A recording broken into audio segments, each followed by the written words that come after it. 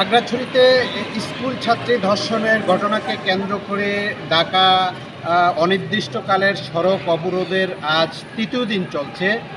ফলে খাগড়াছড়ির সাথে দূরপাল্লা এবং আভ্যন্তরীণ সড়কে সব ধরনের যানবাহন চলাচল বন্ধ রয়েছে।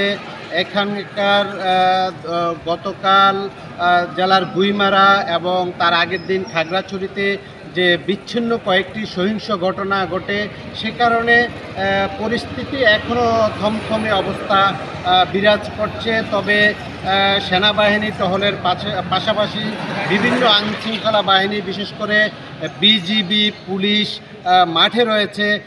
আইনশৃঙ্খলা পরিস্থিতি উত্তরণের জন্য প্রশাসন নানা রকম উদ্যোগ নিয়েছে। গতকাল পার্বত্য উপদেষ্টা এখানে এসে আইনশৃঙ্খলা পরিস্থিতি আরও উত্তরণের জন্য তাগাদা দিয়েছেন। এই অবস্থার মধ্যে গতকাল গুইমারায় যে 3 জন সহিংস ঘটনায় নিহত হয়েছে, তাদের লাশগুলো খাগড়াছড়ি হাসপাতালের মর্গে রয়েছে। সেই মরদেহগুলো আজকে ময়নাতদন্ত করার কথা রয়েছে। এছাড়া পুরো জেলার পরিস্থিতি কিছুটা শান্ত রয়েছে। বিশেষ করে আমি যদি বলি, গতকালের চেয়ে খাগড়াছড়ি শহর এবং শহরতলির পরিস্থিতি তুলনামূলক ভালো রয়েছে।